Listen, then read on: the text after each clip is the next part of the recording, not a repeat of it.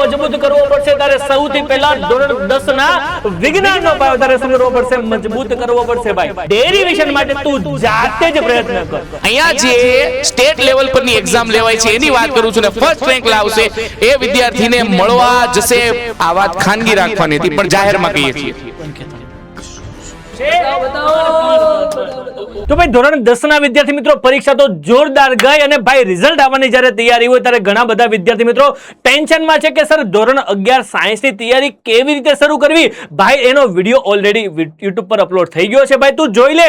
અને ભાઈ જો અત્યારથી સાયન્સ ની તૈયારી જોરદાર ધમાકેદાર શાનદાર કરવી હોય તો ભાઈ કઈ કઈ તૈયારીનું તારે ધ્યાન રાખવું જોઈએ તો બેટા આવી જા. બેટાજી આવી જા ભાઈ સાહેબ. ભાઈ પાયો મજબૂત કરવો પડશે તારે સૌથી પહેલા ધોરણ 10 ના વિજ્ઞાનનો પાયો તારે શું કરવો પડશે? મજબૂત કરવો પડશે ભાઈ. અને એના માટે તારે લેક્ચર તો તે જોયા જ છે, પરીક્ષા પણ આપી દીધી છે અને જોરદાર ગઈ પણ છે. પણ સર હવે શું ધ્યાન રાખવાનું છે? અરે બેટા NCERT પુસ્તકને તું તારા પરમાત્મા માની લે.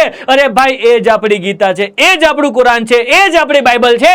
NCERT નું માત્ર ને માત્ર તારી પુસ્તક, બીજું કશું જ નહીં, બીજું કશું જ નહીં. અને ભાઈ સાહેબ ડેરિવેશન માટે તું જાતે જ પ્રયત્ન કર બેટા, તું જાતે જ પ્રયત્ન કર. તારે બીજા કોઈની જરૂર નથી અને નથી ભાઈ સાહેબ. બરો મિત્ર મારા બારા શું હા આ તો તમારું વિજ્ઞાન છે સાહેબ. ફિઝિક્સ કેમિસ્ટ્રી બાયોલોજી નો સરવાળો કરીએ તો શું બને? સાયન્સ બને ભાઈ. તમારું કાઢો. સારું ચાલો સર ફિઝિક્સ ડેલી પ્રેક્ટિસ માટે સમય કાઢો. સર વિદ્યાર્થીઓને સાયન્સ જ્યારે લે છે ને ત્યારે એક જ ડર સતાવે છે, ફિઝિક્સ. સર તો એમના માટે એમને કહી દો કે ભાઈ ફિઝિક્સ માટે ડેલી એમને પ્રેક્ટિસ કરવી જ પડશે, કેમ કે એની અંદર ઘણા બધા સૂત્રો આવે છે, એક્ઝામ્પલ આવે છે, એમને તૈયાર કરવું પડશે અને આપણું જેવું નામ એવું કામ. યસ.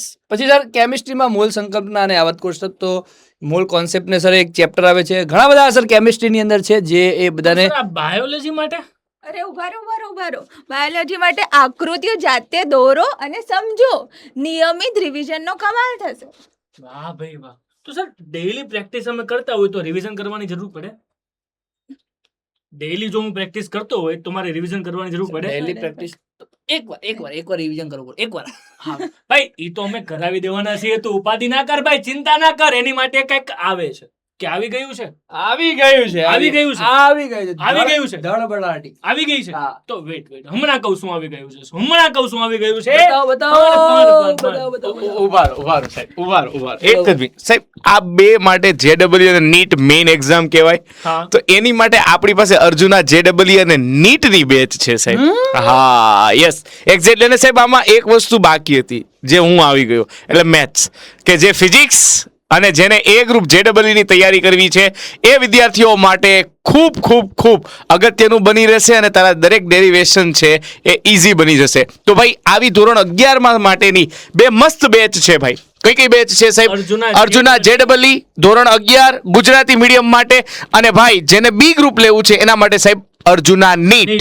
બરાબર છે. ફક્ત 4521 એપ્રિલ સુધી. અને સાહેબ આ વર્ષની ખાસ એક વાત, અને બધા આપણે આ વાત ખાનગી રાખવાની હતી પણ જાહેરમાં કહીએ છીએ. કોણ કહેતા નહીં? આપણા ઘરના જ છોકરાઓ છે સાહેબ.